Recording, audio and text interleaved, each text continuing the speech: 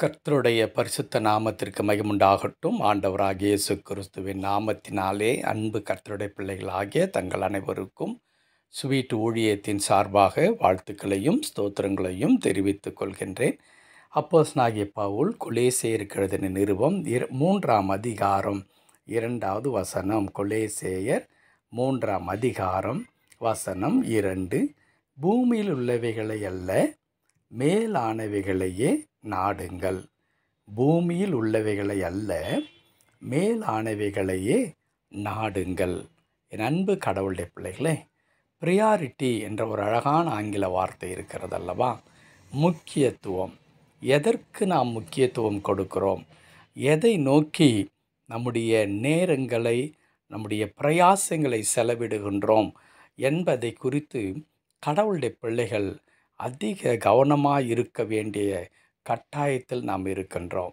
காரணம் என்னவென்று சொன்னால், கடவுள் நம்முடைய வாழ்க்கையின் ஒட்டுமொத்த பொறுப்பாளியாக ஆண்டவர் இருக்கின்றார். ஒரு அற்புதமான வார்த்தை வேதத்தில் இருக்கிறது. பிதாவின் சித்தமில்லாமல் உங்கள் தலையில் இருக்கின்ற ஒரு முடி கூட கீழே விழாது என்று எழுதியிருக்கிறது. ஒரு தலையில் இருக்கிற ஒரு முடி கீழே விழ வேண்டுமெனாலும் அது பிதாவினுடைய சித்தமாக அது இருக்க வேண்டும் என்று வேதம் சொல்லுகிறது.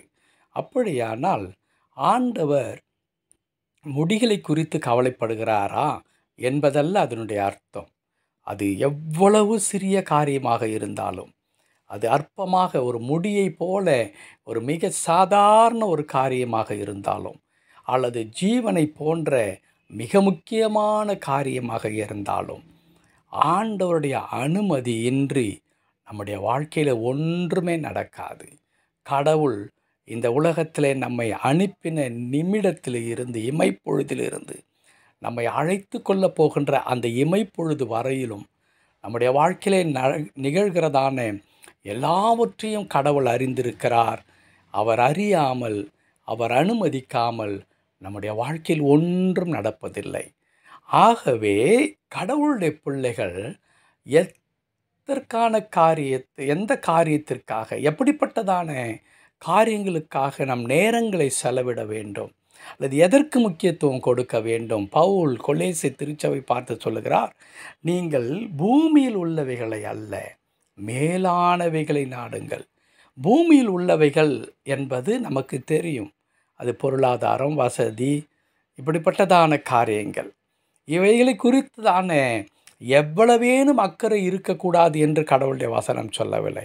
ஆனால் அதுதான் உங்களுடைய வாழ்க்கையினுடைய ஒட்டுமொத்த இலக்காக நீங்கள் வைத்துக்கொண்டு அதை நோக்கியே நீங்கள் ஓடிக்கொண்டிராதீர்கள். ஏனென்றால் ஆகாரத்தை காட்டிலும் ஜீவனும், சரீரத்தை காட்டிலும் உடையும் சிறந்ததென்று வேதம் சொல்லித் தருகிறது.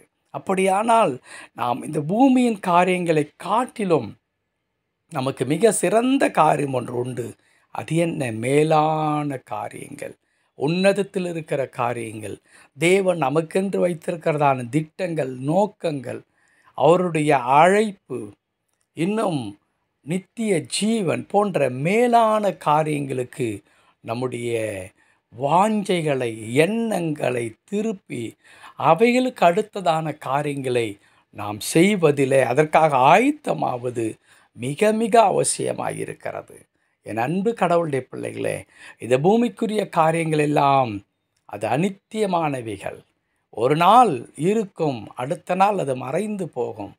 இன்றைக்கு இருக்கின்ற ஒரு பொருள் நாளைக்கு நம்முடைய கையில் இருக்கும் என்பதற்கு எந்த விதமான உத்தரவாதமும் இல்லை. இன்றைக்கு இல்லாத பொருள் நாளைக்கு நம்ம கைக்கு வரவே வராது என்றும் சொல்ல முடியாது. ஆண்டவர் நினைக்கும் பொழுது எல்லாமே சாத்தியம். அப்படியானால் நம்முடைய நோக்கம் எதுவாக இருக்க வேண்டும்? இந்த உலகத்தின் காரியங்களை தாண்டி கடவுளுக்கு அடுத்த காரியங்களை செய்யும்படி நாம் நாடுவோம். இயேசுவானவர் இந்த உலகத்தில் இருக்கும்போது அதைத்தான் செய்தார். அப்படித்தான் நீங்களும் நானும் இருக்க வேண்டும் என்று விரும்புகிறார். அப்பொழுதுதான் தேவ தீர்மானம் நம்முடைய வாழ்க்கையில் நிறைவேறும். ஜெபிக்கலாமா? கிருபை நிறைந்த நல்ல ஆண்டவரே, உம்மை துதிக்கிறோம், உமக்கு நன்றி செலுத்துகிறோம். எங்களை தாழ்த்தி திருக்கரத்தில் அர்ப்பணிக்கிறோம். இந்த பூமிக்குரிய காரியத்தில் வரப்போகிறதான மேலான காரியங்கள் உமக்கு உகந்த காரியங்கள், உமக்கு பிரியமான காரியங்களை நாங்கள் தேட எங்களுக்கு கிருபை தாரும். தாழ்த்தி அர்ப்பணிக்கிறோம், பொறுப்பெடுத்துக்கொள்ளும். மீட்பர் நாமத்தில் பிதாவே. ஆமென், ஆமென்.